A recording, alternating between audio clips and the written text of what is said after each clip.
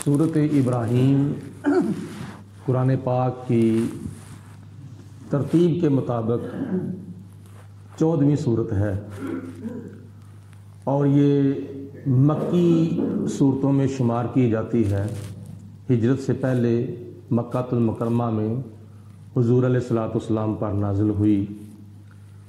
इसके 7 रुकू हैं और 52 आयात बय्यनात हैं। इसमें कुछ अम्बिया अलैहिमुस्सलाम का ज़िक्र खैर है, बिलखुसूस हज़रत इब्राहीम अलैहिस्सलाम का वाक़या और जनाब इब्राहीम अलैहिस्सलाम की दुआओं का बयान अल्लाह ताला ने फरमाया है। और इसका मरकज़ी मज़मून ये है कि अल्लाह ताला की ज़ात बाबरकात की तौहीद और नबी करीम अलैहिस्सलाम की रिसालत और मरने के बाद ज़िंदा होना और क़यामत के दिन काफ़रों को सज़ा मिलना और मुसलमानों को जज़ा मिलना अल्लाह पाक ने बयान फरमाया है। तो शुरू करते हैं अल्लाह ताला के नाम से। बिस्मिल्लाहिर्रहमानिर्रहीम। अल्लाह के नाम से शुरू जो बड़ा मेहरबान नहायत रहम करने वाला है। अलिफ लाम रा, ये हरूफ मुक़त्ताआत हैं जिनका माना हकीकी तौर पर अल्लाह पाक जानता है और अल्लाह ताला की अता से अल्लाह ताला के महबूब और प्यारे बंदे जानते हैं।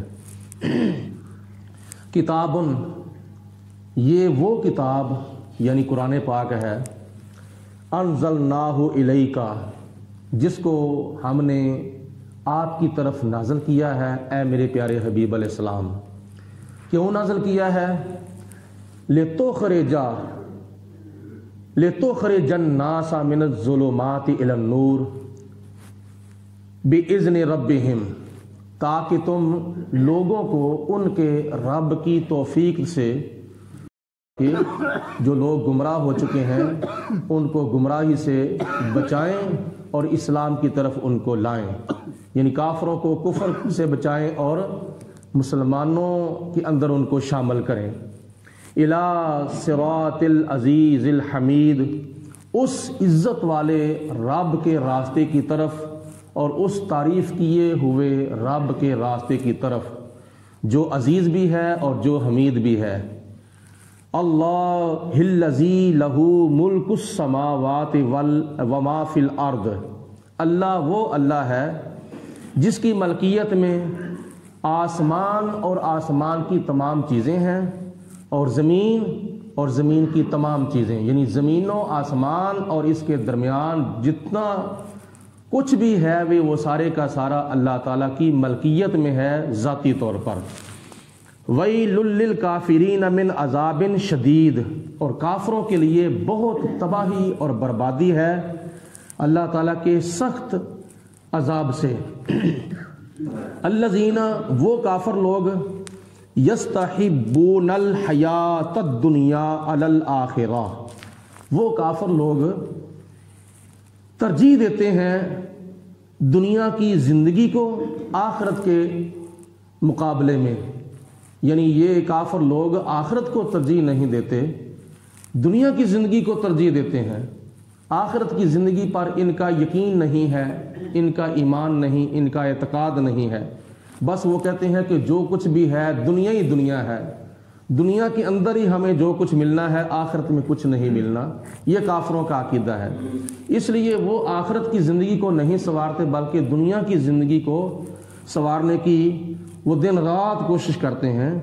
तो ये काफरों की सिफ्त है, अपने अंदर ये पैदा नहीं करनी चाहिए। मुसलमानों की सिफ्त ये है कि दुनिया की ज़िंदगी के अंदर गुजारा करके ये दुनिया की ज़िंदगी गुजरे जानी है, जिस तरह की भी गुजरे, लेकिन असल मकसद ये है, अक्लमंदी का तकाजा ये है कि दुनिया में रहकर आखिरत को ज़्यादा से ज़्यादा संवारा जाए।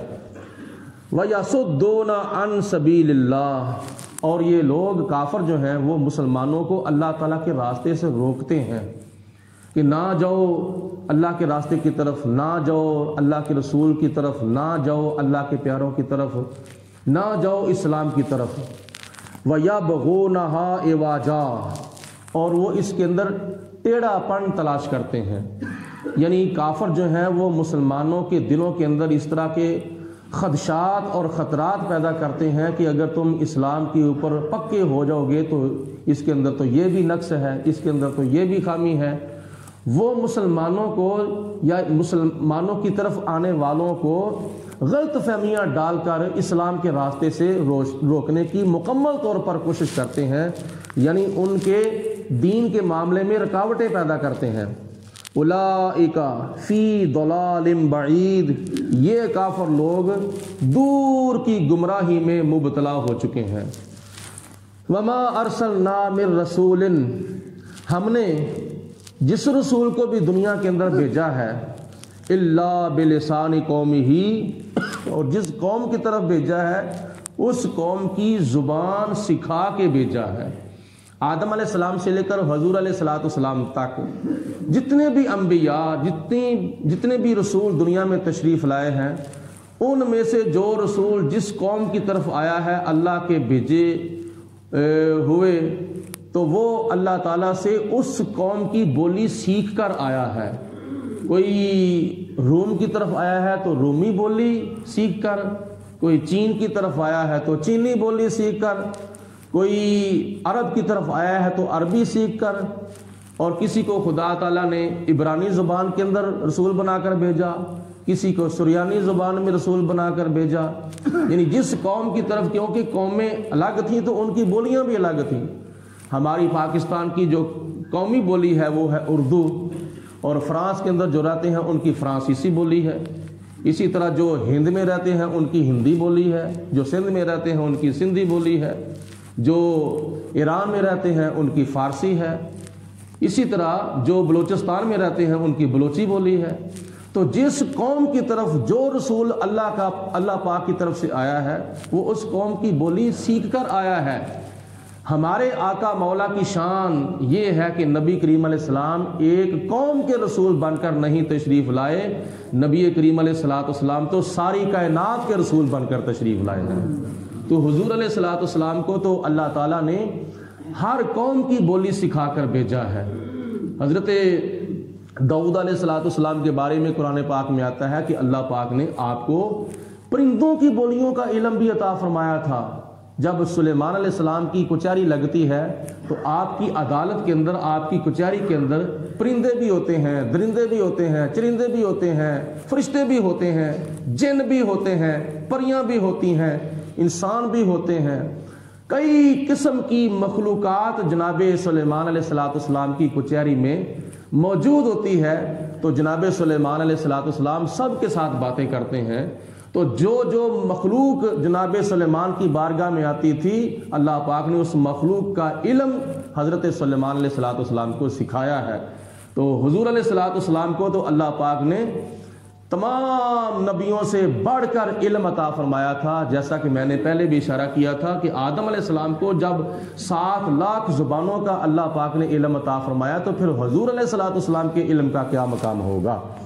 تو اس لیے اللہ پاک نے ارشاد فرمایا کہ میں نے جس رسول کو جس قوم کی طرف بھیجا ہے اس قوم کی بولی سکھا کر بھیجا، اور اپنے پیارے آخری رسول، آخری نبی حضرت محمد مصطفیٰ صلی اللہ علیہ وسلم کو ساری کائنات کا رسول بنا کر بھیجا ہے.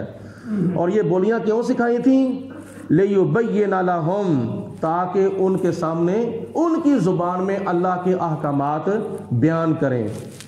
فَيُضِلُّ اللَّهُ مَن يَشَاءُ، تو پھر اللہ تعالیٰ جس کو چاہتا ہے گمراہ کرتا ہے. جنہوں نے اپنے وقت کے نبی کی بات کو نہ مانا خدا نے اس کو گمراہ کر دیا. وَيَهْدِي مَن يَشَاءُ، اور اللہ پاک جس کو چاہتا ہے ہدایت عطا فرماتا ہے. جس قوم نے اپنے وقت کے نبی کی باتوں کو سنا، سمجھا، یاد رکھا، اس پر عمل کیا، یعنی اپنے نبی کا کلمہ پڑھا اور خدا کی توحید کا اقرار کیا، اللہ پاک ایسے لوگوں کو ہدایت عطا فرماتا ہے.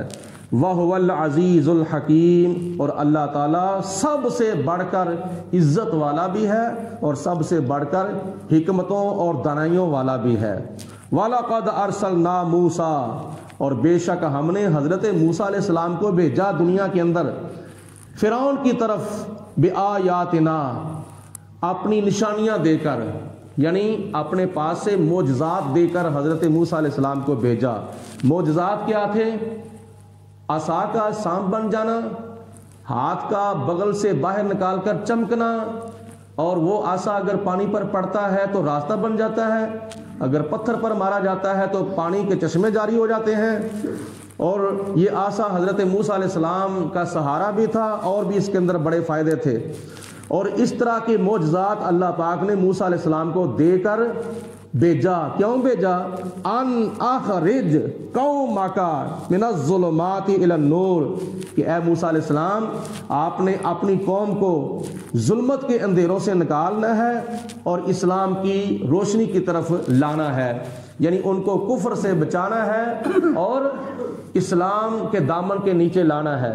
وذکرہم بایام اللہ، اور ان کو اللہ تعالیٰ کے دنوں کی یاد کراؤ۔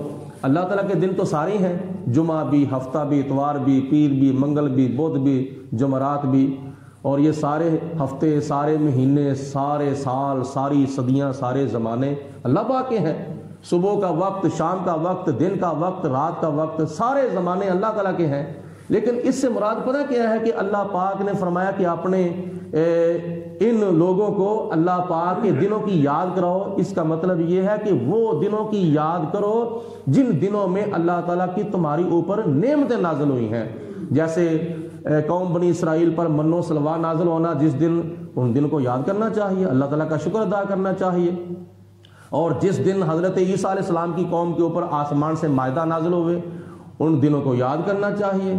اور جن دنوں کے اندر قوم بنی اسرائیل کو فرعونیوں سے نجات ملی، دریائے نیل ان کو کراس کرنا نصیب ہوا، تو ان دنوں کو یاد کرنا چاہیے۔ تو جس دن اللہ پاک کی نعمتیں نازل ہوئی ہیں ان دنوں کو یاد کرنے کا حکم دیا گیا ہے۔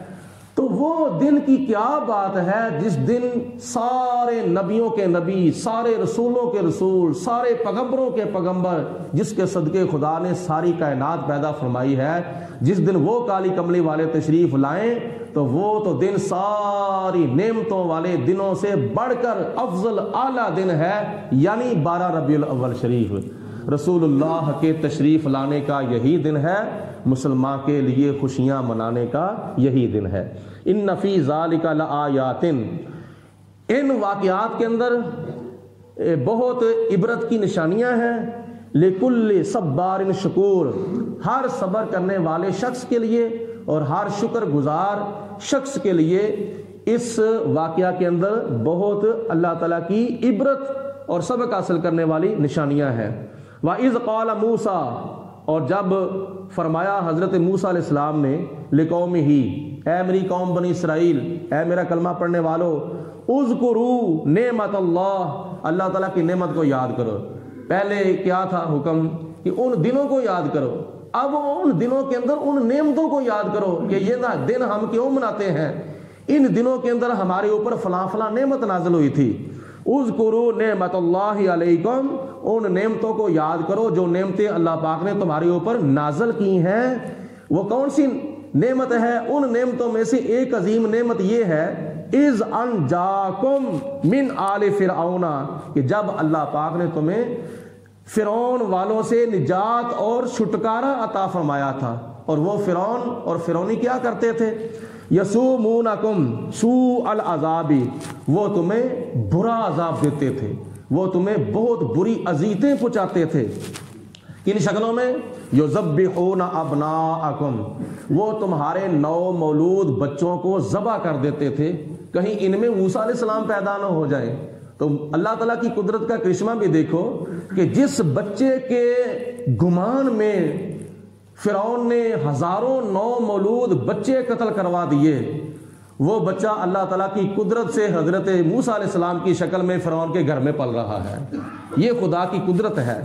تو خدا نے فرمایا وہ تمہارے بچوں کو ذبح کرتے تھے موسیٰ علیہ السلام کے چکر میں۔ وَيَسْتَحْيُونَ نِسَاءَكُمْ، اور تمہاری بیٹیوں کو وہ زندہ رکھتے تھے، بچیوں کو نہیں ذبح کرتے تھے۔ بچیوں کو ذبح کیوں نہیں کرتے تھے؟ ان کو بڑا کر کے ان کو اپنے گھروں میں نوکرانیوں کے طور پر رکھتے تھے، باندیاں بنا کر رکھتے تھے، یا ان کی عزتوں کو تار تار کر دیتے تھے۔ وفی ذالکم بلاء من ربکم عظیم، اور اس واقعہ کے اندر تمہارے لیے تمہارے رب کی طرف سے بہت بڑی آزمائش تھی جس کے اندر تم نے کامیاب ہونا تھا۔ اللہ پاک ہم سب کو عمل کرنے کی توفیق عطا فرمائے۔ وآخر الدعوانا ان الحمدللہ رب العالمین، والصلاۃ والسلام علیک یا سیدی یا رسول اللہ وعلی آلہ وصحبہ۔